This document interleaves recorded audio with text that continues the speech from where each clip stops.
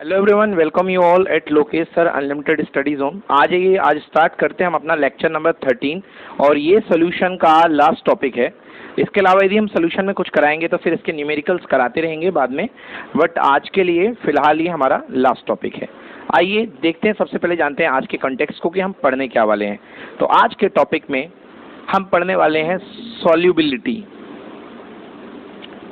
कि सॉल्युबिलिटी क्या होती है। ओके, सॉल्युबिलिटी मतलब हिंदी में बोलते हैं घुलनशीलता, घुल पाने की ability. The ability to be soluble in any solvent is called solubility, कि कोई कितना घुल सकता है। दूसरा टॉपिक हम इसमें पढ़ने वाले हैं, जो सॉल्युबिलिटी में मेन चीज जो हमारे सामने आने वाली है वो है solubility of gas in a liquid.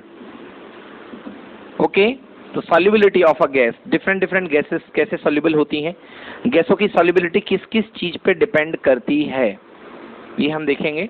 यही आज की टॉपिक है। और गैसेस की सॉल्युबिलिटी को लेकर के जो इंपॉर्टेंट लॉ है वो हेनरी ने दिया था। सो आज हमारा वही डिस्कशन टॉपिक रहेगा। The third point is Henry's law. Henry का नियम। तो बच्चों ये मेनली आज हमारी क्लास के 3 टॉपिक हैं। आने वाले 1 से 1.5 घंटे में हम इन 3 टॉपिक को कवर करने जा रहे हैं। तो आइए स्टार्ट करते हैं अपने फर्स्ट टॉपिक से, सॉल्युबिलिटी। तो हेडिंग लगाइए बच्चों, solubility. Okay, mark the heading solubility, SOLUBILITY, solubility. Okay, solubility किस में नापी जाती है, सॉल्युबिलिटी की डेफिनेशन नोट करिए। It is the amount of solute substance in gram. अगर आप नॉर्मली सॉल्युबिलिटी की बात करते हैं तो ये क्या है, ये अमाउंट ऑफ सॉल्यूट सब्सटेंस ग्राम में। जैसे आपके पास 1 गिलास पानी है, 1 गिलास पानी में आप शक्कर घोलना चाहते हैं।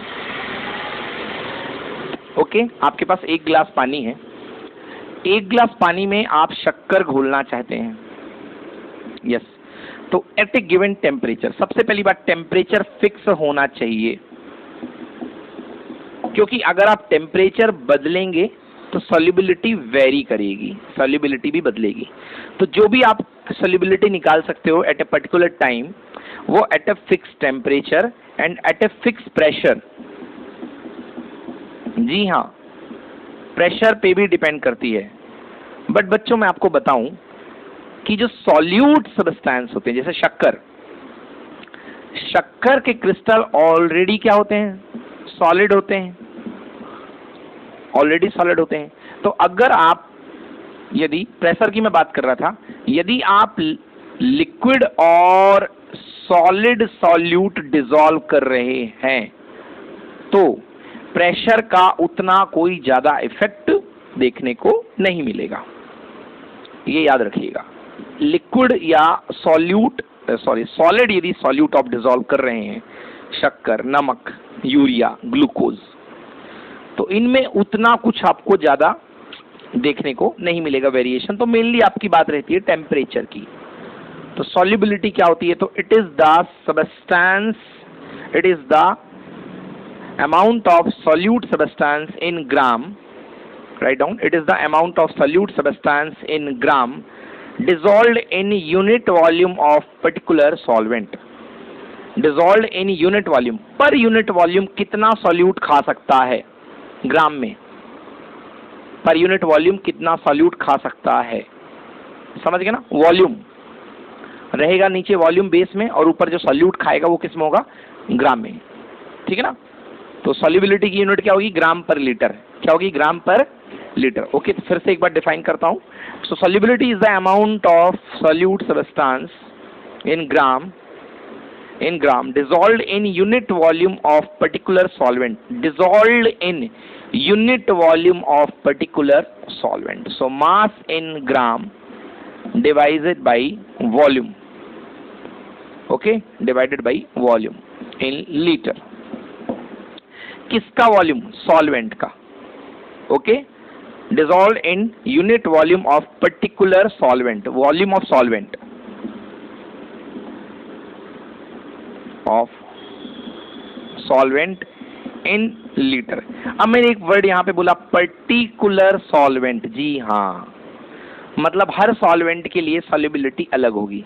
तो क्या कह सकते हो, आपके पास एक गिलास कोई लिक्विड है, शक्कर घोलना चाह रहे हो, दूसरा गिलास में कोई दूसरा लिक्विड भरा है, तो बेटा मे बी पॉसिबल कि यहां पर आप इसमें, ये पानी है, तो यदि आप हो सकता है इसमें 10 चम्मच 10 स्पून शक्कर घोल रहे हो, समझ गए ना, और हो सकता है इसमें 15 घुल जाए, 15 स्पून चम्मच जो है 15 स्पून शक्कर जो है इसमें घुल जाए। मतलब दोनों के अमाउंट सेम है, ग्लास दोनों का सेम है, वॉल्यूम भी दोनों का सेम है, मगर अमाउंट ऑफ शुगर दोनों में जो जाएगा that is different. Understood? So amount of sugar may be different. The reason behind this is the quality, the properties of the solvent may be different. So solubility is also depending on the nature of solvent.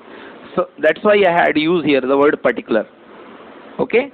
So what it said that solubility is the amount of solute substance in gram dissolved in unit volume of particular solvent. Unit volume of particular solvent, not solution, particular solvent. Okay, solvent to form a saturated solution. Saturated means अब घुलना बंद हो गया, and आ गया। Yes, घुलते जाओ घुलते जाओ घुलते जाओ, घुलते जाएगा, और चम्मच डालते जाओ, घुलते जाएगा, बट जब एंड आ गया, नो, अब नहीं घुल सकता। आप नमक ले लो, सॉल्ट, एंड उसको एक एक चम्मच बढ़ा के आप घुलते जाओ। Some situation reached at that time solution not permit, solvent not permit, okay, to dissolve more solute. That condition is called saturated solution. Okay, और हर saturated solution एक फिक्स टेम्परेचर के होता है, समझ गए ना, हर saturated solution एक फिक्स टेम्परेचर पे ही होता है। क्लियर है ना? अगर आप टेम्परेचर और बढ़ा दोगे तो फिर और परमिशन मिल जाएगी, और डालो। फिर अगर आपने नमक और शक्कर का सोल्यूशन बनाया और आपने टेम्परेचर और बढ़ा दिया, पहले नहीं घुल रहा था, सैचुरेटेड हो गया था, आपने और टेम्परेचर बढ़ा दिया, then you can dissolve some more solute. Understood? So आपकी कंडीशन यदि रीच हो जाती है सैचुरेटेड की, उस सैचुरेटेड की कंडीशन तक रीच होने के लिए एक फिक्स टेम्परेचर में आपने कितने पर लीटर में, पर यूनिट वॉल्यूम में कितने ग्राम सॉल्यूट डाला है, that amount is called solubility. Okay, clear हो गया ना? सो अब फाइनल 3 बार डिफाइन कर चुका हूं, बट पूरी कर ही नहीं पता डेफिनेशन, इस बार डिफाइन कर देता हूं।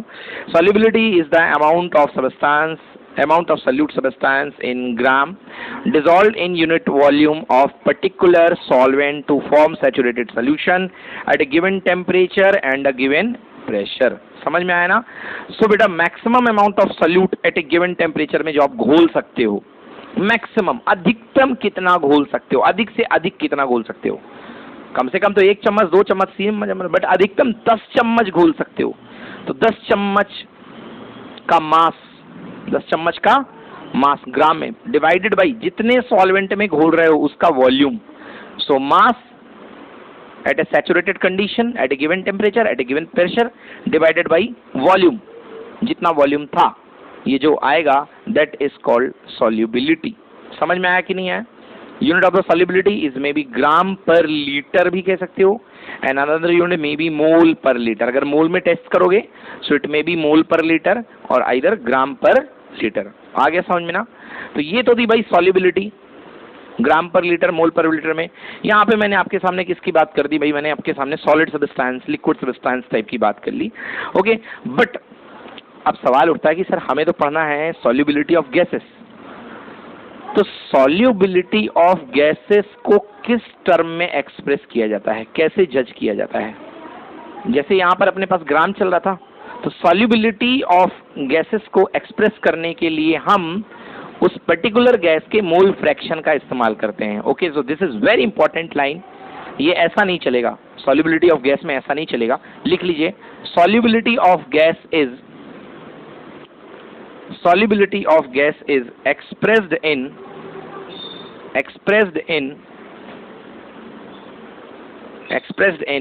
xg. What is xg? xg, x बोलता हूं वैसे बोलते जीटा, याद करो, याद है, बता दो ना, zeta means mole fraction. Mole fraction means xg, मतलब कौन सी पर्टिकुलर गैस है, जो भी गैस है उसके मोल्स, और नीचे गैस के तो रहेंगे ही, साथ में नंबर ऑफ सॉल्वेंट। सॉल्वेंट के भी मोल रहेंगे। यस, तो जो हम आगे पढ़ने वाले हैं, क्या पढ़ने वाले हैं? गैस की सॉल्युबिलिटी पढ़ने वाले हैं। तो गैस की सॉल्युबिलिटी के लिए हमें किसकी मदद की जरूरत पड़ेगी? मोल फ्रैक्शन, गैस के मोल फ्रैक्शन की जरूरत पड़ेगी। ठीक है, रफ करो इसको।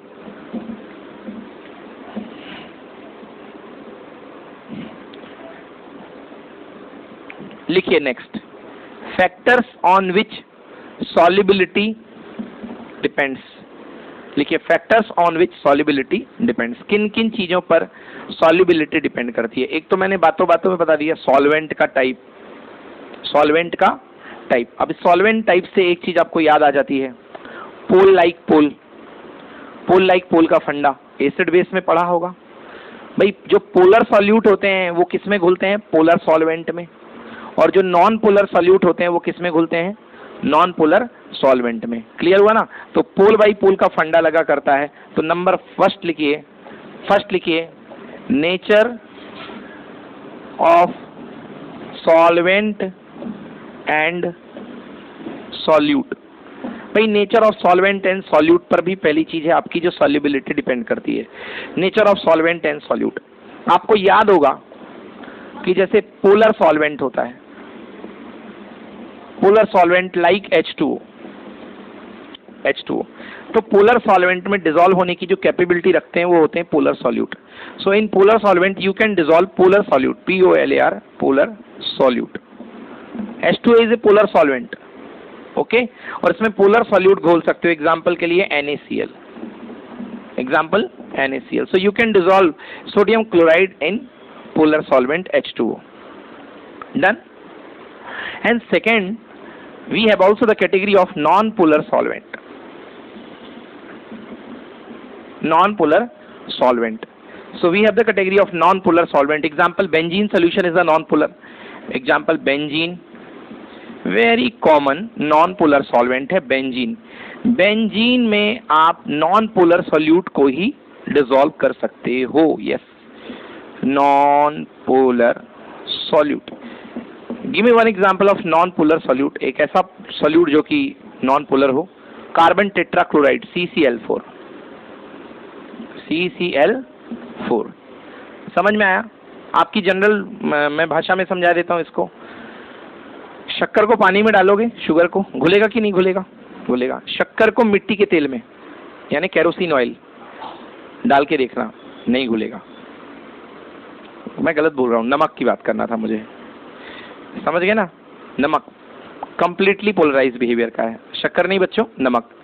तो नमक को आप पानी में डालोगे बड़े आराम से घुलेगा, बट उसी नमक को आप मिट्टी के तेल में, केरोसिन ऑयल या तारपीन का जो ऑयल आता है जिसे बार्निश करते हैं, मिलाते हैं ना कलर को पतला करने के लिए, उसमें आप घोल करके देखिएगा, नहीं घुलेगा। क्योंकि तारपीन का ऑयल क्या है? Non polar. पानी क्या है? पोलर। तो पोलर जो सॉल्वेंट होता है वो पोलर सॉल्यूट को डिसॉल्व करता है, और जो नॉन पोलर सॉल्वेंट होता है वो नॉन पोलर सॉल्यूट को डिसॉल्व करता है। बोलो आया समझ में? तो पहली चीज तो हो गई भैया कि nature of solute and solvent, आया समझ में? चलो दूसरा फैक्टर लिखो यार। दूसरा फैक्टर बहुत ही जाना माना, टेम्परेचर। Temperature, temperature. तो अभी तो सॉल्युबिलिटी चल रही है ज्यादातर लिक्विड और सारे लिक्विड सॉलिड सबकी, अभी गैस पे अपन आया नहीं पूरे तरीके से। सेकेंड पॉइंट लिखो टेम्परेचर।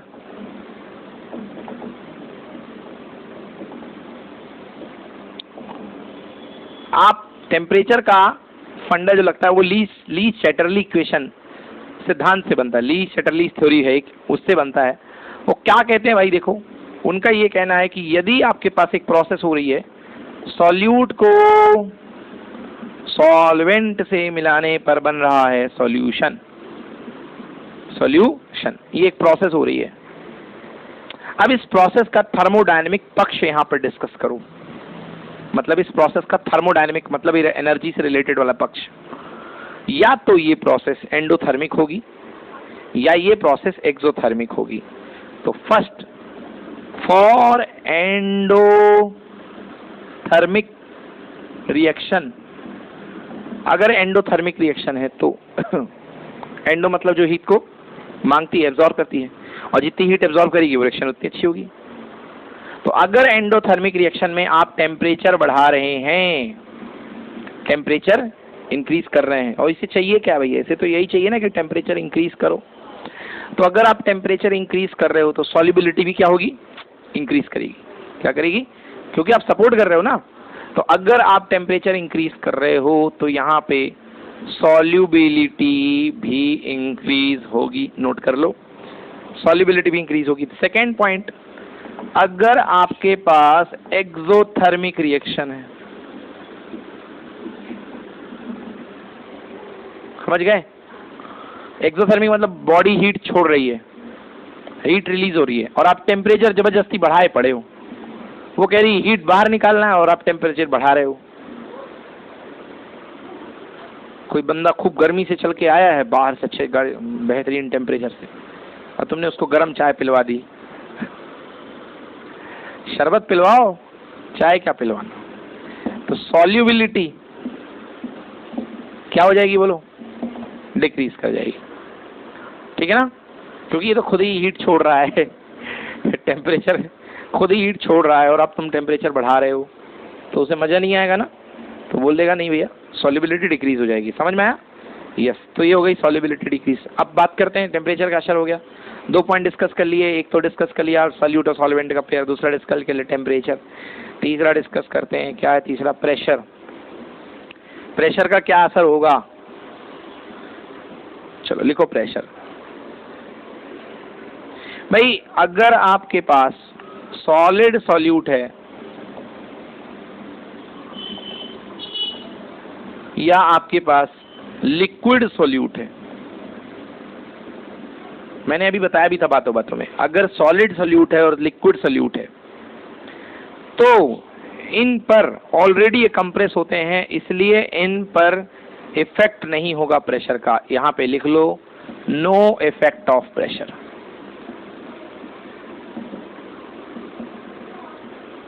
कोई खास इफेक्ट नहीं देखने को मिलेगा, मैंने नो ही लिख दिया। अगर सॉलिड सॉल्यूट है लिक्विड सॉल्यूट है तो प्रेशर का कोई खास इफेक्ट देखने को नहीं मिलेगा, सॉल्युबिलिटी आपको कुछ खास देखने को नहीं मिलेगी। समझ गए ना, क्योंकि सॉलिड और लिक्विड जो सॉल्यूट होते हैं वो ऑलरेडी कंप्रेस्ड हुआ करते हैं, ऑलरेडी वो कंप्रेस्ड हुआ करते हैं। हाँ, अगर गैसियस सॉल्यूट है तो भैया प्रेशर का इफेक्ट देखने को मिलेगा। Yes, pressure effect will be observed. तो आपको उस समय प्रेशर की महिमा देखने को मिलेगी। समझ में आया बच्चा, तो उस समय आपको प्रेशर की महिमा आपको देखने को मिलेगी, है ना, क्योंकि आपके पास भाई सॉलिड गैसियस सॉल्यूट है और गैसियस सॉल्यूट आपने मिलाया और साथ में प्रेशर बढ़ाया। गैसियस सॉल्यूट मिला करके, पहले ये तो मान लो ये लिक्विड फेज था, ये लिक्विड फेज था, आपने गैसेस ये गैसेस सॉल्यूट है गैस फॉर्म में और आपने प्रेशर बढ़ाया, तो भाई क्या है, गैस है ना ये, तो गैस तो कंप्रेस होती है, तो देयर में भी सम चांस ऑफ कंप्रेशन, यहाँ पे कंप्रेशन होगा। समझ गए ना, तो प्रेशर यहाँ पे सम कंप्रेशन में भी सीन, कुछ ना कुछ कंप्रेशन आपको देखने को मिलेगा। सो देयर इज, लिख लो, there is chance of compression. Pressure बढ़ाने से क्या होता है, कंप्रेशन।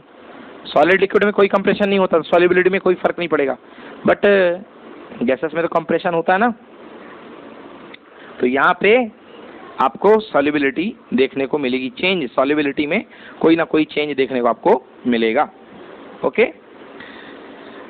अब पूरे तरीके से हम सॉल्युबिलिटी ऑफ गैस के अंदर कूदने वाले हैं।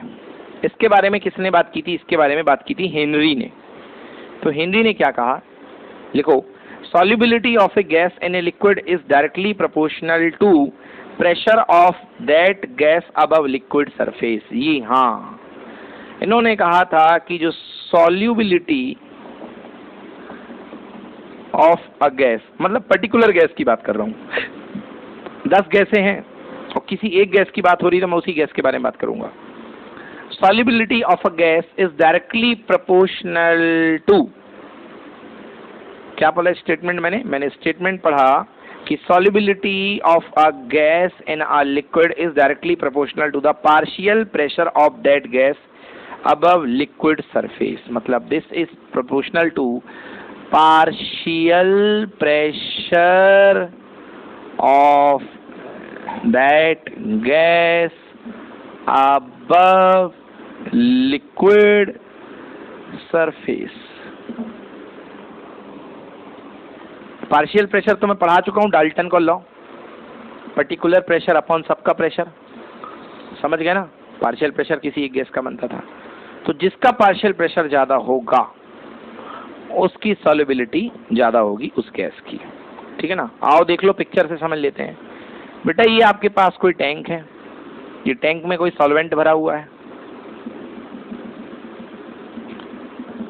और आपके पास कुछ गैसेस यहाँ पे हैं, कुछ गैसें हैं जो डिसॉल्व होने की चेष्टा करती हैं। मान लो तो गैसेस का प्रेशर है, हाइड्रोजन का पार्शियल प्रेशर है pH2, ओके। नाइट्रोजन का पार्शियल प्रेशर है PN2 और ऑक्सीजन का पार्शियल प्रेशर है PO2। अब तीन गैसों में से सबसे ज्यादा डिसॉल्व कौन होगा? बेटा ये तो ऊपर तो वैक्यूम है ना, वैक्यूम बोल गया, माफ कीजिएगा, एटमॉस्फेयर है। एटमॉस्फेयर में तो सभी गैसेस हैं। सबसे ज्यादा कौन सी है? नाइट्रोजन है, लगभग 80%, 20% के आसपास ऑक्सीजन, 19%, मान लो 78% नाइट्रोजन है, 20% ऑक्सीजन है और बाकी 1-2% में सारी गैसेस हैं छोटी मोटी, ठीक है। तो तीन गैसेस अपन ने ले ली यहाँ पे, नाइट्रोजन, ऑक्सीजन और कौन सी? हाइड्रोजन। तो बेटा यहाँ पे ये डिपेंड करेगा कि सबसे ज्यादा पार्शियल प्रेशर किसका है, वो गैस की सॉल्युबिलिटी सबसे ज्यादा होगी। पर्टिकुलरली जिसका सबसे ज्यादा पार्शियल प्रेशर होगा उसी की सॉल्युबिलिटी सबसे ज्यादा होगी। समझ में आया कि नहीं आया? जिस गैस का पार्शियल प्रेशर सबसे ज्यादा होगा वही गैस सबसे ज्यादा डिसॉल्व होगी। क्लियर है? वही गैस सबसे ज्यादा डिसॉल्व होगी। ऑक्सीजन का सबसे ज्यादा होता है, बाद में बता दूंगा, ऑक्सीजन का भी कैलकुलेट भी करवाऊंगा, सबसे ज्यादा होता है। इसकी वजह से पानी में सबसे ज्यादा डिसॉल्व कौन सी गैस होती है? ऑक्सीजन। समझ गए? पानी में ऑक्सीजन डिसॉल्व होती है। तो क्या पढ़ लिया अपन ने funda? Solubility of a gas is proportional to partial pressure of that gas above liquid surface. Liquid surface के ऊपर उसका पार्शियल प्रेशर कितना है, इस बात पे डिपेंड करता है, ठीक है ना। अभी मैंने बताया था आपको कि जो सॉल्युबिलिटी ऑफ द गैस होती है उसको हम कैसे एक्सप्रेस करेंगे, उसको हम मोल फ्रैक्शन के टर्म में एक्सप्रेस करेंगे। We already know that we are going to express the solubility of the gas in the terms of mole fraction, and mole fraction किसी पर्टिकुलर गैस का बनता है एक्स गैस। पूरी gas का यदि मैं बात करूंगा तो mole fraction of the gas that is equal to X gas, okay. X gas मतलब एक्स गैस क्या है बेटा? एक्स गैस है mole fraction of gas. X gas is the mole fraction of the gas. चलिए तो क्या funda है देखिए, mole fraction of the gas. देखिए ये चीज थोड़ी सी महसूस करने वाली है कि जो गैस के सबसे ज्यादा मोल फ्रैक्शन होंगे, जिस गैस के सबसे ज्यादा मोल फ्रैक्शन होंगे, कहां? सॉल्यूशन के अंदर। सॉल्यूशन के अंदर मतलब उसकी सॉल्युबिलिटी उतनी ज्यादा है। भाई जो अंदर पहुंच गया ज्यादा अमाउंट में वो सॉल्युबल ज्यादा हो गया, जो नहीं पहुंच पाया वो सॉल्युबल कम हुआ। तो हम क्या लिख सकते हैं? हम लिख सकते हैं since solubility of the gas, solubility of the gas in liquid is directly proportional to क्या पढ़ा अपन ने? Mole fraction. अभी मैंने बताया X gas is directly proportional to X gas. Clear हुआ? एंड अभी हमने आपको पढ़ाया कि solubility of the gas is directly proportional to partial pressure. मतलब दोनों बातें ये पढ़ाई, तो एक इक्वेशन ये बन गया और दूसरा इक्वेशन ये बन गया। बोलो यस और नो। मतलब solubility of the gas gas के मोल फ्रैक्शन के भी प्रोपोर्शनल है जो अंदर गया। बोलो यस। और सॉल्युबिलिटी ऑफ द गैस जो है वो partial pressure of the gas के भी प्रोपोर्शनल है। तो यदि इस स्टेटमेंट को मैं कंसाइज फॉर्म में लिखूं तो मैं लिख सकता हूं कि solubility of the gas is proportional to mole fraction of the gas is proportional to partial pressure of the gas.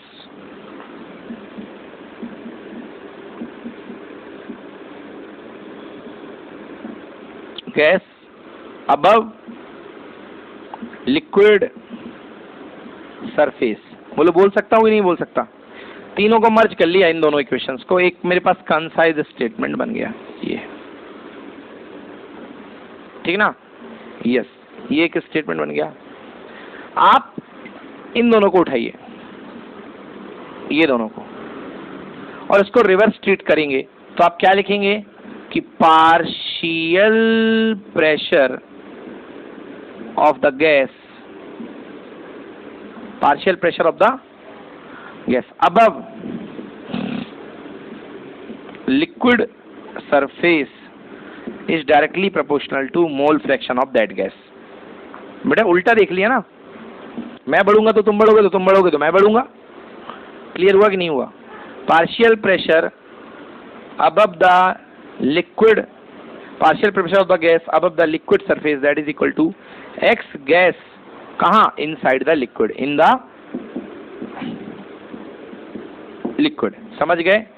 मतलब क्या समझ में आ रहा है? मतलब ये समझ में आ रहा है कि जिस गैस के लिक्विड के अंदर सबसे ज्यादा मोल फ्रैक्शन होंगे उसी गैस का सबसे ज्यादा पार्शियल प्रेशर ऊपर जनरेट होगा सोल्यूशन के। ये चीज फीलिंग मिलाओ।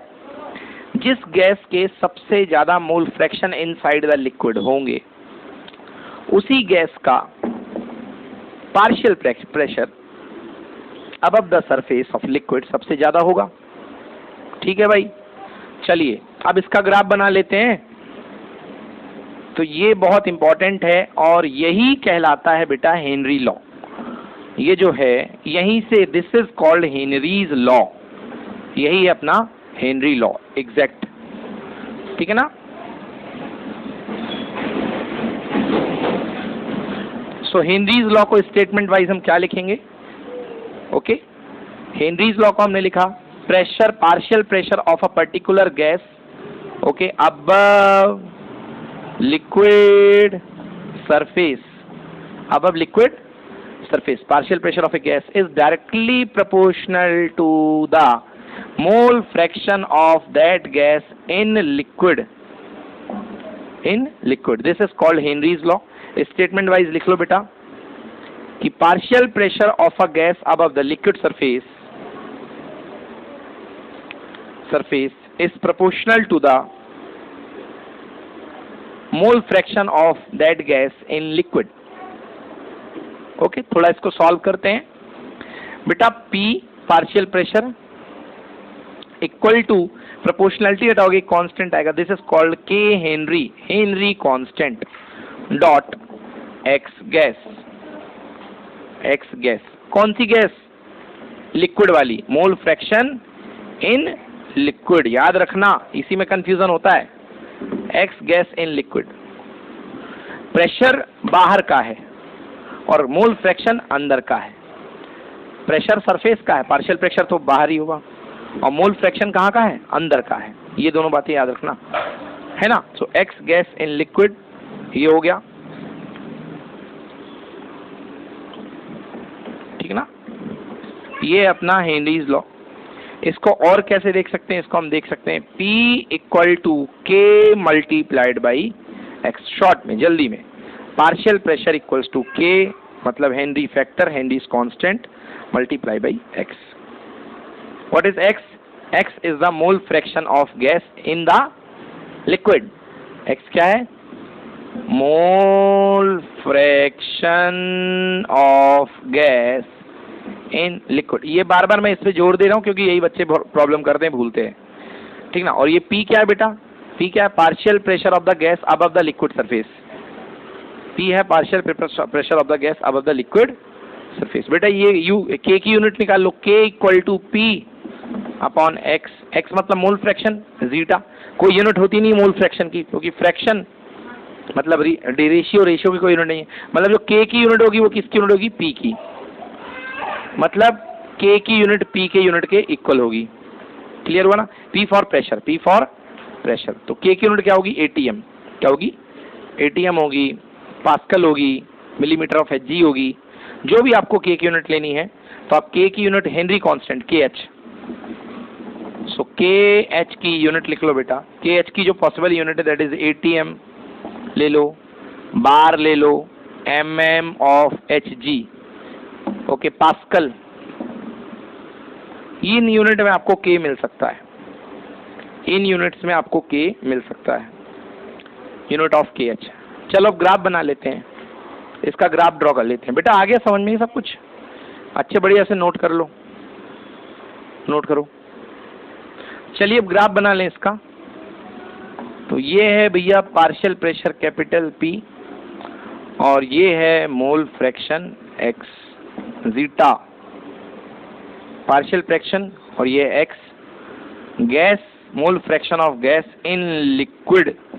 तो साफ दिख रहा है भैया कि partial pressure proportional to X आया था। तो कैसा ग्राफ जाएगा? Straight line. कैसा जाएगा? Straight line. और इस स्ट्रेट लाइन का स्लोप निकालोगे थीटा, तो स्लोप क्या निकलेगा बेटा इसका? इसका स्लोप निकलेगा that is equal to tan theta.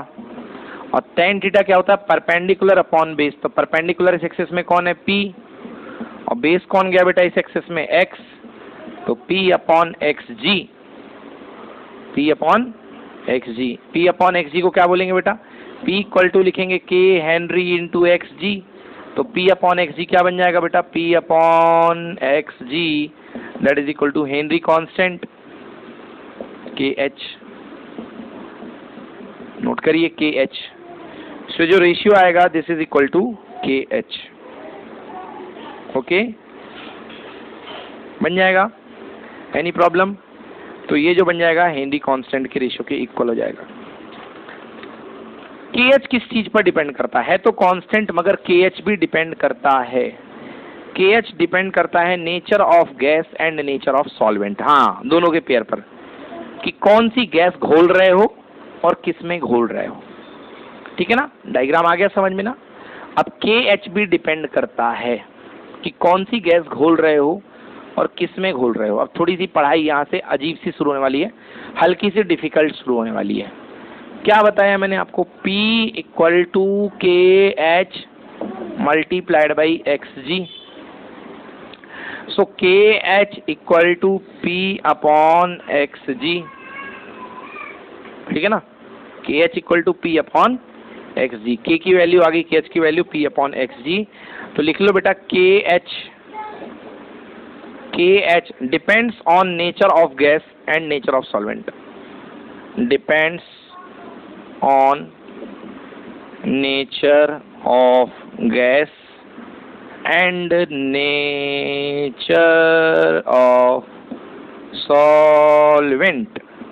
भाई नेचर ऑफ गैस और नेचर ऑफ सॉल्वेंट पे डिपेंड करता है। आइए मैं आपको एक टेबल बता रहा हूँ, KH की टेबल बता रहा हूँ, different values of KH for different gases.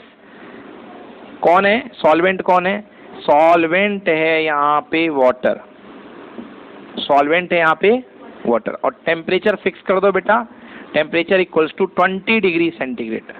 तो 20 डिग्री सेंटीग्रेड पर वाटर सॉल्वेंट के लिए मैं आपको KH की वैल्यू बता रहा हूँ। KH की वैल्यू जो आ रही है दैट इज इक्वल टू, वो आ रही है हाँ किलो बार में। ये टेबल बुक से देख के मैं लिख रहा हूँ, किलो बार में KH की वैल्यू किस में आ रही है? किलो बार में। अभी मैंने बताया ना KH की, K की यूनिट क्या होती है? प्रेशर की यूनिट होती है। K की यूनिट क्या होती है?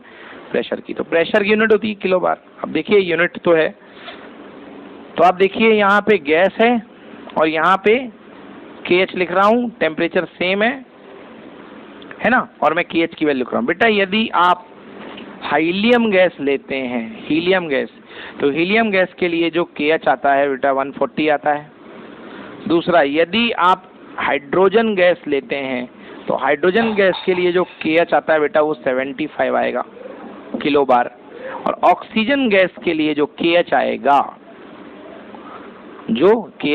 That is equals to 35।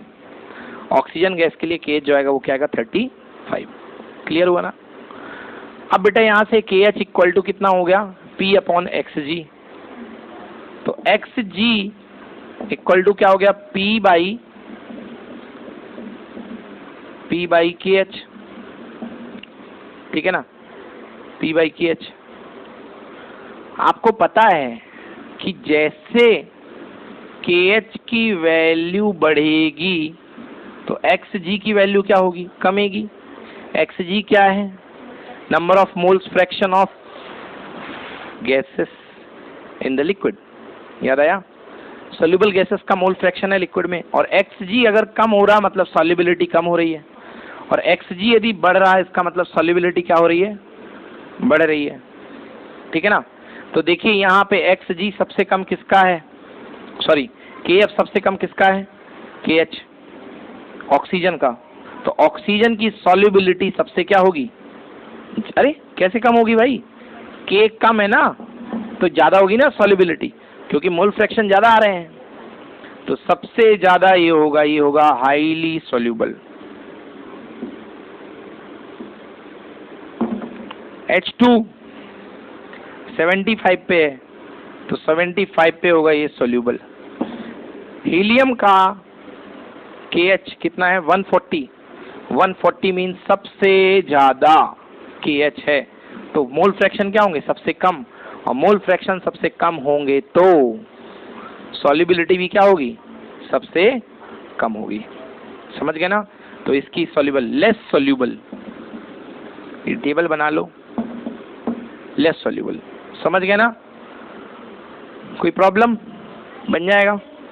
KH की वैल्यू दी रहेगी आपको क्वेश्चन में, KH की वैल्यू आपको दी रहेगी क्वेश्चन में, बन जाएगा। कोई प्रॉब्लम, ठीक है ना। तो क्या फंडा मैंने पढ़ाया, मेनली मैंने आपको पढ़ाया, मैंने बताया P इज, ये रफ कर रहा हूँ बच्चों में, मैंने आपको मेनली क्या रिलेशन दिया यहाँ पे, मैंने आपको बताया था कि since P is equals to होता है KH into X, KH into X, so X equal to P upon KH, KH।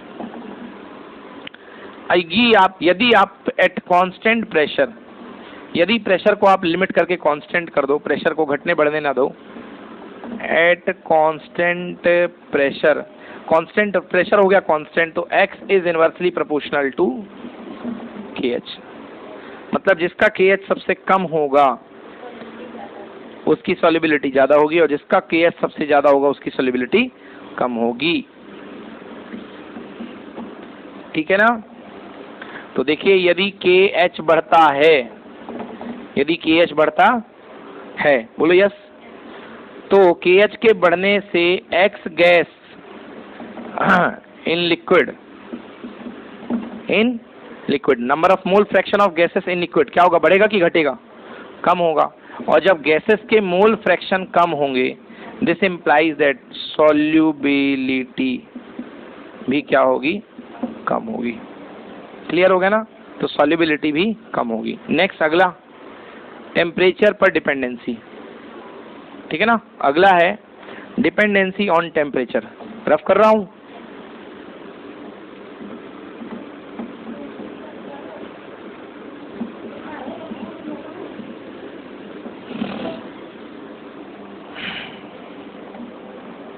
Dependency on temperature, तो लिखो टेम्परेचर बढ़ाने पे, ये याद कर लीजिए, टेम्परेचर बढ़ाने पे KH की वैल्यू बढ़ती है,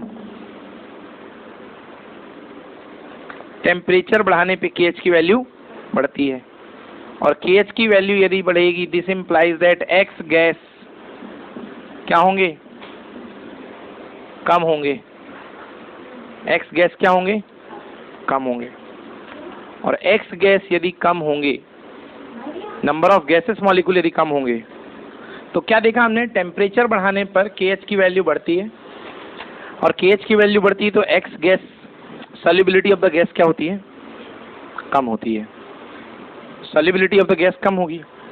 ओके, तो अगर सॉल्युबिलिटी ऑफ द गैस कम होगी तो जितने भी वाटर रिजर्वर होते हैं, झील, समंदर, तालाब वगैरह, जैसे ही इनमें टेम्परेचर बढ़ेगा तो ऑक्सीजन गैस की सॉल्युबिलिटी क्या हो जाएगी, कम हो जाएगी। तो उसके अंदर जो एक्वेटिक एनिमल्स रह रहे हैं, उनको अच्छा लगेगा कि बुरा लगेगा? ऑक्सीजन कम हो जाएगी तो बुरा लगेगा। तो बताओ, इनको बुरा लगेगा। तो जो बताओ, जो मछली होती हैं, कछुए, जितने भी अपने वाटर बॉडीज होती हैं, उनको कैसा पानी अच्छा लगेगा? ठंडा पानी या गर्म पानी? यस, अपन का उल्टा। अपन को गर्म पानी ठंड में अच्छा लगता है ना, वैसे गर्म में तो अपन को भी ठंडा ही अच्छा लगता है। तो ठीक है, याद रखना कि टेम्परेचर बढ़ाने पर सॉल्युबिलिटी क्या होती है? गैसेस की कम होती है। समझ गए ना? तो लिख लो, temperature on increasing temperature solubility of the gases decreases. So क्या लिख सकते हो? इसकी ट्रिक याद करो।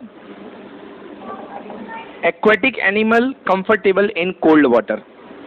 जितने भी जलीय जीव जंतु हैं वो किस में कंफर्टेबल फील करेंगे? कोल्ड वाटर में, ठंडे पानी में फील करेंगे। अच्छा, क्यों? क्योंकि ठंडे पानी में टेम्परेचर कम होने से सॉल्युबिलिटी बढ़ जाएगी। सॉल्युबिलिटी बढ़ेगी तो ऑक्सीजन ज़्यादा घुली रहेगी, ऑक्सीजन ज़्यादा घुली रहेगी तो उनको ज़्यादा अच्छी सांस मिलेगी। समझ में आ गया ना? सो लिख सकते हो aquatic animal comfortable in cold water. But यदि, हाँ, तो यदि कोल्ड वाटर की बात करेंगे,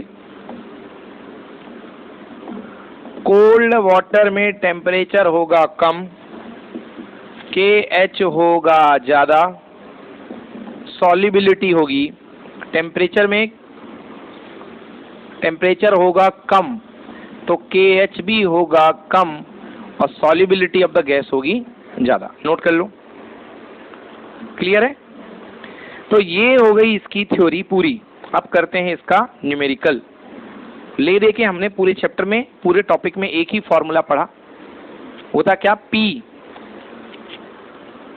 P का फॉर्मूला पढ़ा ना, P is proportional to X। Okay, P is proportional to X। क्या था? P क्या था? पार्शियल प्रेशर पर्टिकुलर गैस का, और X क्या था? उस गैस का लिक्विड में अंदर मोल फ्रैक्शन। ठीक है ना? ध्यान रखिएगा। तो अब क्वेश्चन सॉल्व करते हैं इसका।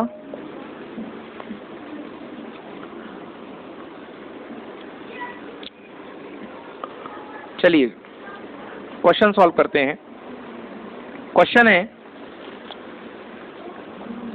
क्वेश्चन लिखिए, KH for CO2 at 298 kelvin. K Henry constant, ठीक है ना?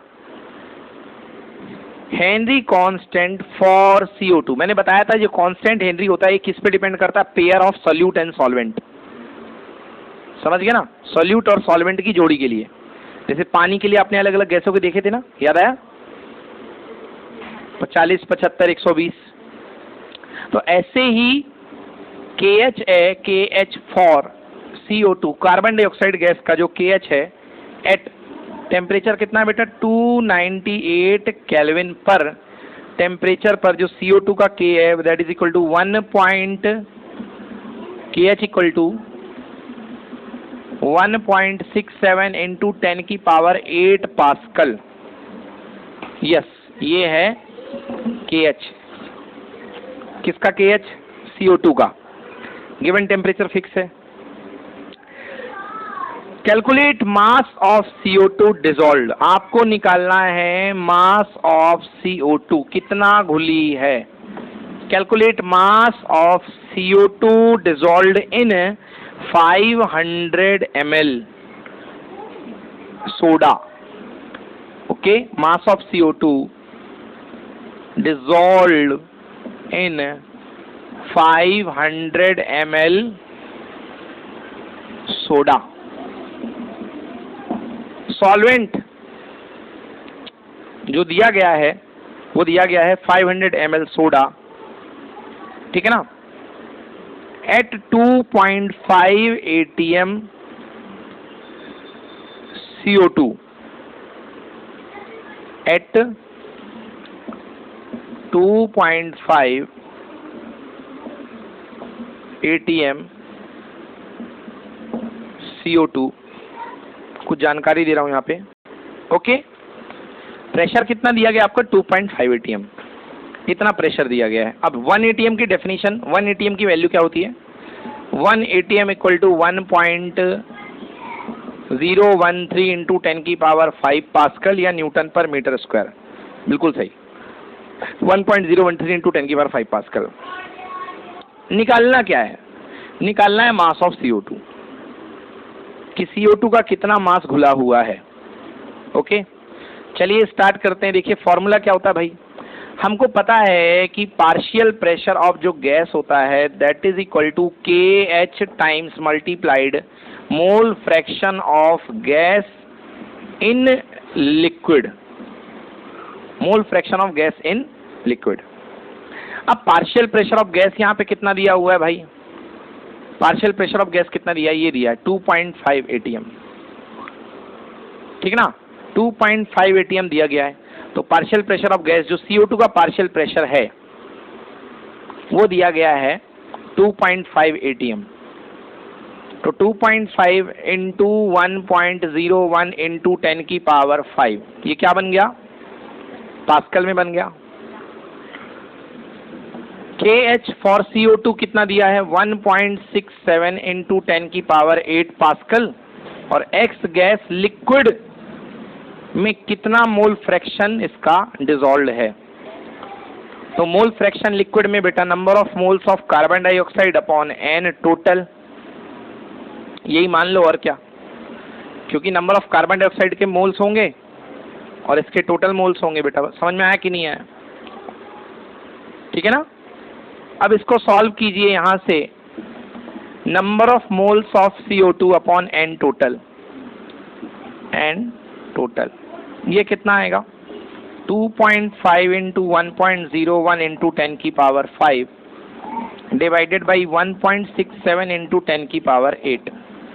बेटा NCO2 और N टोटल में दो ही पार्ट होंगे क्योंकि दो ही गैस की बात, एक ही चीज की बात बोली है ना। सोडा बनाने के लिए क्या डालते हैं? CO2 प्लस वाटर, ठीक है ना, CO2 प्लस वाटर। तो बेटा यहाँ पे कितना है? N number of moles of CO2 plus number of moles of, और कोई सॉल्वेंट तो दिया ही नहीं है ना, और कोई सॉल्वेंट नहीं है, मतलब वाटर ही है सोडा बनाने के लिए। वैल्यू पुट करो बेटा, इसको सॉल्व करो, इसको सॉल्व करने पर आ रहा है 1.7 इंटू 10 की पावर -2, 1/7 इंटू 10 की पावर -2, ये आ गया, ठीक है ना, 1/7 इंटू 10 की पावर -2। बेटा यदि देखो आप ध्यान से तो ये क्या समझ में आ रहा है? 1/7 इंटू 10 की पावर -2 को नियरली सॉल्व करो तो ये आएगा बेटा 1/700, 1/7 क्या है ये? NCO2 divided by NCO2 plus number of moles of water. मतलब कि अगर पूरे सोल्यूशन में 700 मोल हैं, किसके किसके? कार्बन डाइऑक्साइड और वाटर के, तो 1 मोल कार्बन डाइऑक्साइड का है, मतलब कार्बन डाइऑक्साइड क्या है? नेग्लिजिबल है, ना के बराबर है। तो भाई मतलब कुल मिला के 700 मोल किसके हुए? पानी के ही तो हुए, क्योंकि ये तो बेचारे के पास कुछ है ही नहीं है। यस और नो? तो आप लिख सकते हैं कि नंबर ऑफ, इस सिचुएशन में number of water plus number of CO2 is approachable to number of water only. Yes और नो? तो मैं क्या लिख सकता हूँ? 1/700 या 1/700 equal to number of moles of CO2 divided by number of moles of क्या बेटा? वाटर। मुझे CO2 का मास चाहिए है, तो आइए सॉल्व करता हूँ। नंबर ऑफ CO2, ठीक है ना, के मोल्स निकालने हैं, तो 1/700 number of moles, given mass पता नहीं, मोलर मास CO2 का कितना बेटा? 44, वाटर 500 ml दिया गया था ये। अब आप मुझसे कह सकते हो सर 500 ml तो सोडा है, सोडा में तो दोनों प्रेजेंट होता है, बट आपने देखा है कि केवल और केवल सोडा में ना के बराबर कार्बन डाइऑक्साइड है, तभी तो मोल फ्रैक्शन में केवल कौन जिंदा बचा? केवल पानी, तो और कुछ है ही नहीं है। तो 500 ml का मास लिखना है तो 500 ml पानी ही लेंगे यहाँ पे। अब पानी का मास निकालना है तो वॉल्यूम दे रखा है, वॉल्यूम में डेंसिटी का मल्टीप्लाई कर दो, क्या निकल आता है बेटा? मास। तो volume multiplied by density equal to mass. तो वॉल्यूम कितना दे रखा, 500, और डेंसिटी क्या होती है 1 ग्राम पर ml। पानी की डेंसिटी क्या होती है 1 ग्राम पर ml। तो 1 का मल्टीप्लाई करोगे तो कितना आएगा 500 ग्राम। आएगा कि नहीं आएगा? अपॉन पानी का मोलर मास कितना होता है 18। ये कैसे निकाला बेटा, mass volume into density. Density कितनी होती पानी की 1 ग्राम पर ml। कर दिया सॉल्व। बेटा इसको सॉल्व कर लो। इसको सॉल्व करने पर आपके पास आंसर आएगा x इक्वल टू 1.7 ग्राम। देख लो भैया 1.7 ग्राम, कितना कम CO2 मिलाई है ना कि नहीं है? कम, बहुत ही कम है। पानी कितना था 500 ग्राम और ये कितनी है 1.7। तो इसलिए इस वाले ऐसे में बड़े बड़े अप्रोक्सीमेशन यूज होते हैं। ठीक है, नोट करिए। अगला क्वेश्चन चलते हैं। क्या पूछना है, कुछ समझ में नहीं आया क्या? आ गया ना? अगला क्वेश्चन नोट करो। अगला क्वेश्चन IIT JEE का है, थोड़ा सा डिफिकल्ट है बट अच्छा है। देखो क्वेश्चन ये रफ कर रहा हूं, क्वेश्चन लिखते जाओ मेरे साथ तब तक। KH for nitrogen gas N2 is 1 × 10⁵ atm।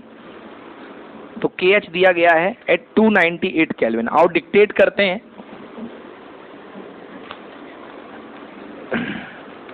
JEE 2009 का क्वेश्चन।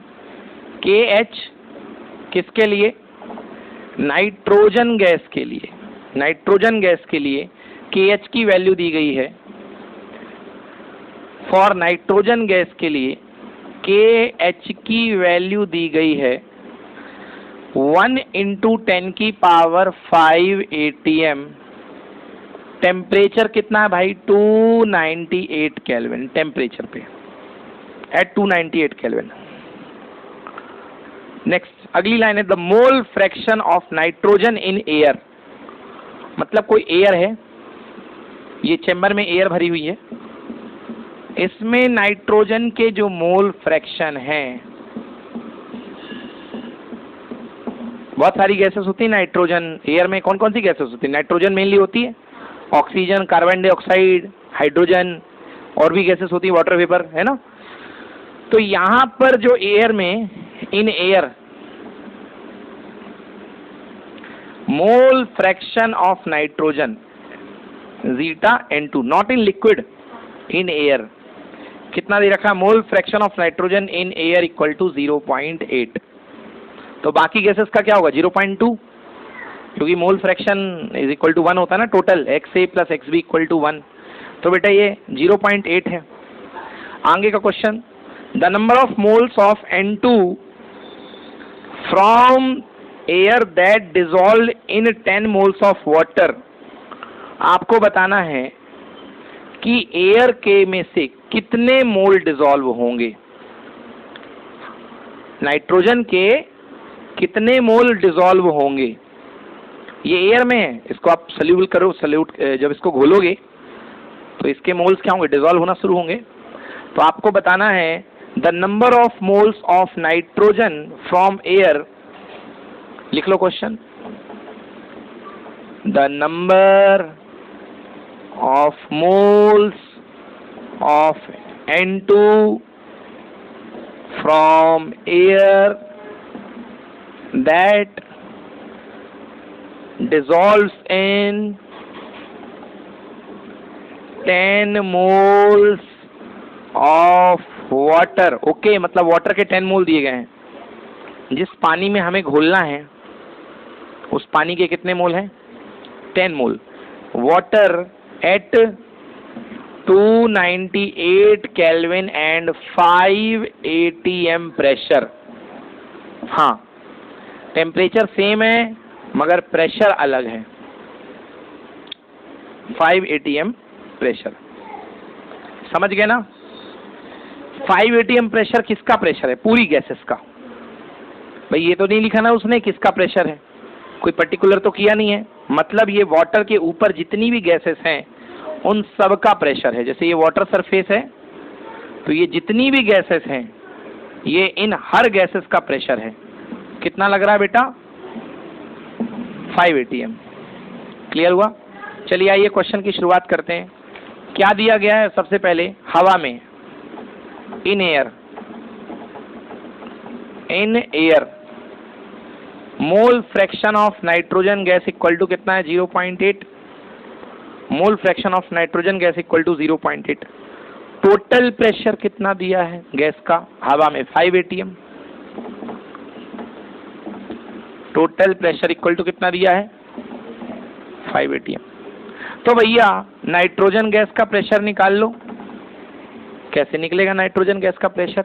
तो पार्शियल प्रेशर डाल्टन का, टोटल प्रेशर पी नॉट या पी नेट मल्टीप्लाइड बाई जिसके मोल फ्रैक्शन की बात कर रहे हो, zeta N2 upon zeta N2 plus zeta जो भी है सॉल्यूशन। बोलो ठीक है ना? यही तो होता है। गलत कर दिया, मोल लिखने थे, यहाँ गलती कर दी बच्चों। P net multiplied by mole fraction of N2, यही तो आता है। अरे मोल फ्रैक्शन ऑफ N2 मतलब number of moles of N2 divided by जो भी है। अब यहाँ तो एयर है तो सबका आएगा, number of moles of air आएंगे। ये तो बाहर है ना, हवा की बात है ना, ये तो हवा में चल रहा है, एयर में। खैर अपन को नहीं जाना क्योंकि अपन को डायरेक्टली दे रखा है। तो नाइट्रोजन का जो पार्शियल प्रेशर बनेगा हवा में वो कितना बनेगा बेटा? 5 atm मल्टीप्लाइड बाई 0.8। 8 गुणे 5 40, 0 से डेसिमल कट गया, 4 atm। कितने atm आया? मतलब बच्चों 5 atm प्रेशर में जो नाइट्रोजन की शेयरिंग है वो है 4 atm की। बाकी 1 atm में और भरी है, दुनिया भर की गैसेस भरी हुई हैं। ये चीज आ गई है 4 atm। ये क्या आ गया? नाइट्रोजन का पार्शियल प्रेशर हवा में।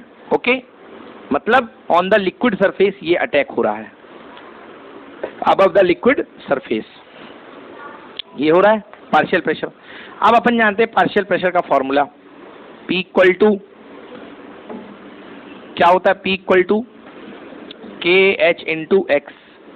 सो पार्शियल प्रेशर का यूज करके हमारे जो डिसॉल्व्ड मोल हैं वो आ जाएंगे क्योंकि उनका मोल फ्रैक्शन आने वाला है। तो हम जानते हैं partial pressure of N2 that is equal to KH multiplied by x N2 dissolved in water. बोलो आया समझ में? नहीं आया? लिक्विड में जो डिसॉल्व होते थे वो आ जाते थे। तो PX कितना है बेटा? PN2 आया 4 atm। atm रहने दो, KH काय में दिया है? atm में ही है। तो 4 इज इक्वल टू 1 इंटू 10 की पावर 5, सही है, multiplied by mole fraction of nitrogen gas dissolved in water, okay, या इन लिक्विड। बोलो चलेगा नहीं चलेगा? इसको इसके नीचे ले आओ, यानी 4 अपॉन 1 इंटू 10 की power 5 equal to x N2। बोलो बेटा, यस ये आ गया।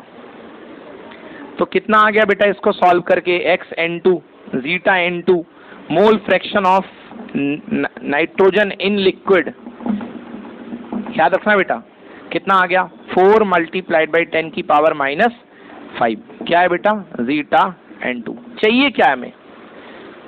हमें चाहिए क्या था क्वेश्चन में? हमें चाहिए था the number of moles of N2 from the air that dissolved in 10 moles of water. हमको वो मोल चाहिए थे जो पानी में घुले हैं नाइट्रोजन के। समझ गए ना? मतलब हमें इससे काम पड़ने वाला। पानी में घुलने वाली क्वांटिटी कौन है? यही तो है।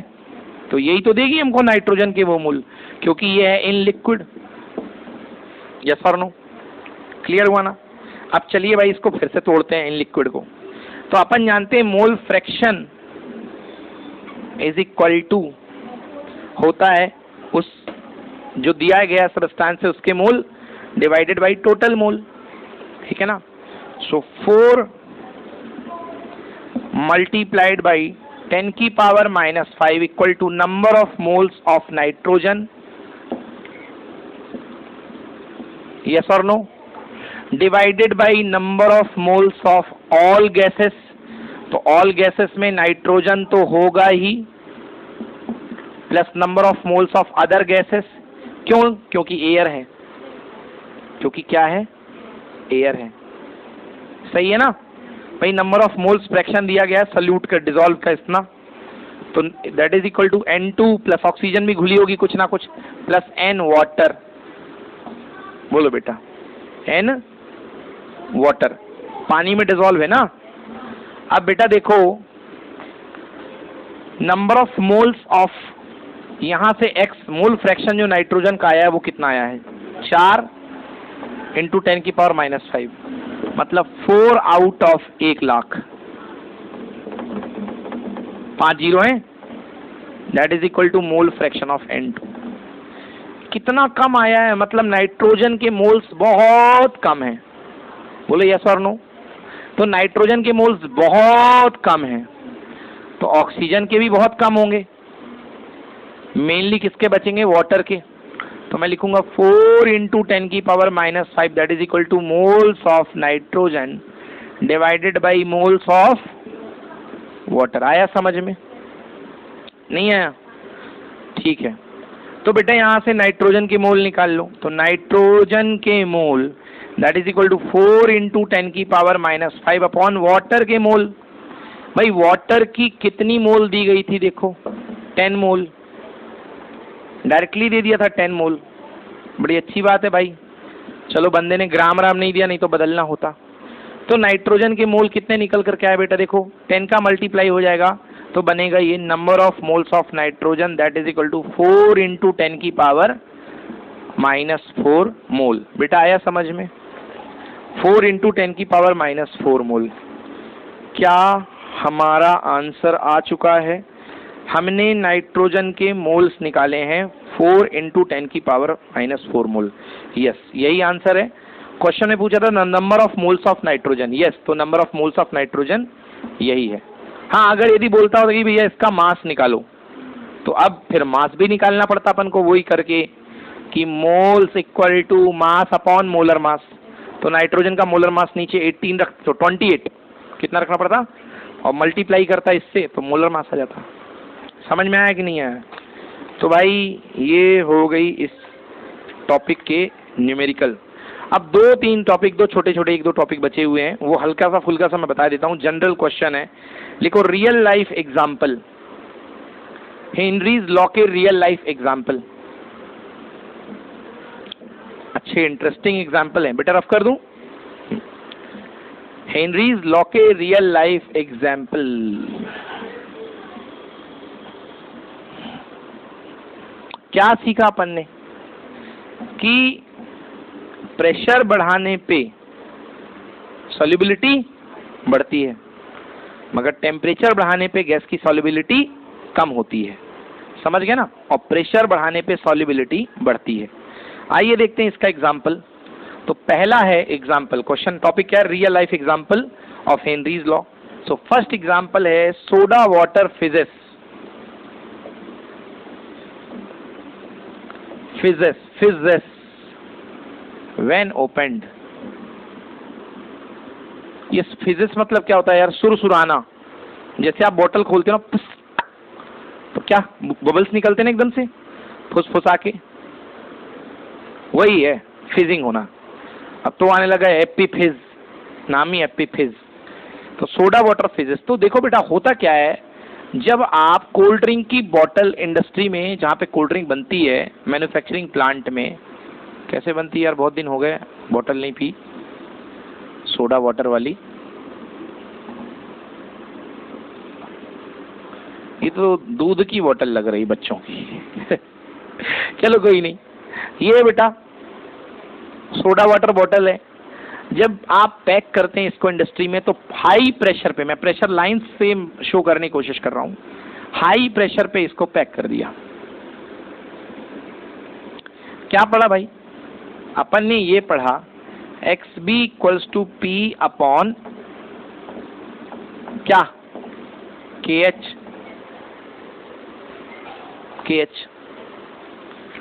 तो कांस्टेंट आप यदि सॉल्यूट और सॉल्वेंट सिस्टम ले रहे हैं तो XB प्रोपोर्शनल टू P। जितना ज्यादा प्रेशर बढ़ाएंगे गैस की सॉल्युबिलिटी उतनी ज्यादा बढ़ेगी। तो जब आपने इसमें प्रेशराइज करके इसको बंद कर रखा है तो इसमें गैस ज्यादा सॉल्युबल है। इस लिक्विड के अंदर गैस क्या है,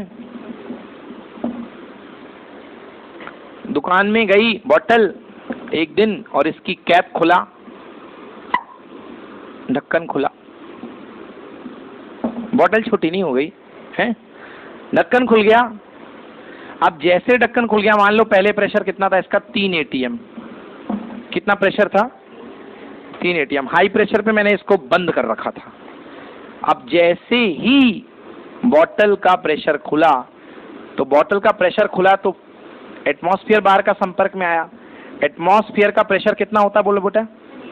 1 ATM। पहले था 3 ATM और 1 ATM, तो डायरेक्टली प्रेशर रिलीज होगा, कम होगा, और 3 ATM से सीधे कहां पे पहुंचेगा? 1 ATM पे। जब 3 ATM रहा होगा, प्रेशर ज्यादा रहा होगा, तो गैसेस की सॉल्युबिलिटी ज्यादा रही होगी, मतलब ऑक्सीजन और कार्बन डाइऑक्साइड मेनली खुली रही होगी। सोडा वाटर में कार्बन डाइऑक्साइड होती है, घुली रही होगी। बट जैसे ही ये खुला, प्रेशर कम हुआ, तो सॉल्युबिलिटी क्या होगी? कम होगी। सॉल्युबिलिटी कम करने के लिए जिसने पहले वो गैसेस घोल रखी थी, उनको वापस क्या करेगा? छोड़ेगा, जाओ निकलो यहां से। तो वो जो सुरसुराने के साथ फिज बनता है, समझ में आ गया? इस वजह से वो फिज बनता है। क्लियर हो गया? क्योंकि बॉटल ओपन होगा तो प्रेशर फॉल होगा, और प्रेशर फॉल होने से सॉल्युबिलिटी कम होगी, और सॉल्युबिलिटी कम होने से वो वापस जाएगा। दूसरा, एक परेशानी आती है, जो लोग हाई एलिवेशन वाली जगहों पर चढ़ते हैं, नैनीताल मसूरी घूमने जाते हैं, स्पेशली जो माउंटेनरी करते हैं, तो माउंटेनरी में जाने पर ऊपर क्या होता है? प्रेशर कम होता है। तो प्रेशर कम होने से उनके साथ भी यही लगभग प्रॉब्लम आती है। भैया ऊपर आप जाओगे तो प्रेशर कम होगा, प्रेशर कम होगा तो आपके ब्लड की जो सॉल्युबिलिटी होगी वो भी क्या होगी? डाउन होगी। अब आपके ब्लड में क्या डिसॉल्व है बेटा? ऑक्सीजन। तो ऑक्सीजन कम डिसॉल्व होगी। ऑक्सीजन जितनी कम होगी आपकी बॉडी में, आपको उतनी थकान लगेगी। इसलिए कहते हैं लंबी सांसें खींचो, ऑक्सीजन मिलती रहेगी। ऑक्सीजन ज्यादा मिलेगी तो डिसॉल्व ज्यादा होगी, तो एनर्जी ज्यादा रहेगी। समझ गए ना? तो स्कूल में जाके पहले शायद यही 2 कार्यक्रम रहते हैं, लंबी सांस वगैरह खिंचवाते हैं स्कूलों में ना। ठीक है? तो बेटा, तो ऑक्सीजन जब जल्दी से मतलब डिसॉल्व नहीं होगा, हाइट पे जाने पे प्रेशर कम हो जाएगा, तो ऑक्सीजन की सॉल्युबिलिटी कम जाएगी। तो ऑक्सीजन जब कम सॉल्युबल होगा, तो हमारी जो कोशिकाएं हैं, जो हमारी सेल्स हैं, उनको ऑक्सीजन कम मिलेगा, तो क्या हो जाएगा? आपके अंदर आपको नींद आएगी या आप थकान महसूस करोगे। समझ गए ना? मेनली इसका जो असर पड़ता है बेटा, वो पड़ता है दिमाग में। समझ गए ना? दिमाग में। तो ऑक्सीजन की कमी से दिमाग में असर पड़ता है और मेंटल कंफ्यूजन होता है, टायर्डनेस आती है, शरीर में थकान आती है, मेंटल कंफ्यूजन होता है, स्पेशली हाई एल्टीट्यूड पर। समझ गए ना? कभी हाई एल्टीट्यूड पे चढ़ाई करने का मौका मिले तो चढ़ना। इतना ज्यादा दिमाग थक जाता है, काम करना बंद कर देता है, दिमाग को ऑक्सीजन मिलती नहीं है तो कम हो जाती है। सामने शेर नहीं होगा तो शेर दिखाई देगा। समझ गए ना? हेलुसिनेशन, वहम क्या बोलते हैं? हाँ। तो इसलिए भैया ब्लड में ऑक्सीजन लेवल को डिक्रीज मत होने दो। समझ गए ना? Yes. Third point, scuba divers. अब ये स्कूबा डाइवर्स आपने देखे होंगे डिस्कवरी चैनल में, वो ऑक्सीजन का सिलेंडर पहन के नीचे घुस जाते हैं पानी के। तो भैया जब आप ऑक्सीजन का नीचे पहन के सिलेंडर घुस गए पानी के अंदर, आपको पता है कि पानी के जितना नीचे जाओ, ऊपर यदि पानी का प्रेशर है P0, तो नीचे आने पर बेटा प्रेशर बढ़ता है P0 प्लस रो जी एच। याद आया? पढ़ाया ना फिजिक्स में? रो जी एच को क्या बोलते हैं? Gauge pressure. इतना आता है प्रेशर में परिवर्तन हाइट के साथ, नीचे आने पर प्रेशर बढ़ता है। प्रेशर बढ़ गया इतना। अब बेटा ठीक है, प्रेशर तो बढ़ गया है, तुम चले तो गए, प्रेशर बढ़ा लिए, प्रेशर बढ़ गया तो आपके ब्लड में सॉल्युबिलिटी भी बढ़ गई, ऑक्सीजन की सॉल्युबिलिटी बढ़ गई, ऑक्सीजन घुलती गई ब्लड में। सॉल्युबिलिटी बढ़ गई। बट जैसे बाहर आओगे तो एकदम से प्रेशर जो बढ़ा हुआ है वो कम हो जाएगा, बोलो हाँ। तो अंदर से जब आए हो तो वो ऑक्सीजन घोल के तो आए हो, समझ गए ना, ऑक्सीजन घोल करके आए हो अपने ब्लड में, और जैसे ही आप अंदर से बाहर आओगे तो सॉल्युबिलिटी क्या होगी, कम होगी। तो वो जो विदाउट सॉल्युबल ऑक्सीजन है वो आपकी बॉडी से कहां बाहर निकलना चाहेगा। सॉल्युबिलिटी कम मतलब ऑक्सीजन बाहर जाएगी ना, घुली थी तो अंदर थी, घुली नहीं है तो बाहर जाएगी, जैसे सोडा वाटर में गैस बाहर आती है। तो हमारे हाथ पैर में जो भी सिस्टम है हमारी जो स्किन का, उसमें क्या काम करती है, सब में कैपिलरी क्या काम करती है, छोटे छोटे पोर्स हैं, उसी में से पसीना आता है, उसी में पसीना बाहर जाता है, याद आया ना। तो ऑक्सीजन को जगह नहीं मिलेगी तो ऑक्सीजन उन्हीं कैपिलरीज में से पुट पुट करके निकलेगी बाहर, समझ गए ना। तो जो डाइवर होते हैं, स्कूबा डाइवर्स, उनके हाथों में बैंड बन जाते हैं, क्या बन जाते हैं, बैंड्स, समझ गए। तो but when the diver come out pressure falls, जब बाहर आते हैं तो प्रेशर क्या होता है, फॉल यानी कम होता है, नीचे ज्यादा था। So solubility decreases, so bends will be formed on the body. क्या फॉर्म हो जाएंगे, बैंड बोलते हैं, समझ गए ना। क्योंकि पहले तो ब्लड में ऑक्सीजन नीचे जाने पर हाई सॉल्युबिलिटी के कारण बढ़ जाएगी, है ना। ऑक्सीजन कह लो, नाइट्रोजन कह लो, जो सांस लेते हैं एयर से, तो उसकी सॉल्युबिलिटी बढ़ जाएगी। बट जैसे ही बाहर आओगे तो सॉल्युबिलिटी घटेगी, तो वो गैसेस बाहर निकलना चाहेंगी, तो इसलिए क्या बन जाएंगे, बैंड्स बन जाएंगे। चलो ठीक है बच्चों, तो ये रहा हमारा चैप्टर, पूरा चैप्टर फिनिश हो गया है। सॉल्यूशन, अब इसकी केवल आपको पढ़ाई करना अच्छे से, ठीक है। ऑल द वेरी बेस्ट, पढ़ाई करते रहिए। नमस्कार।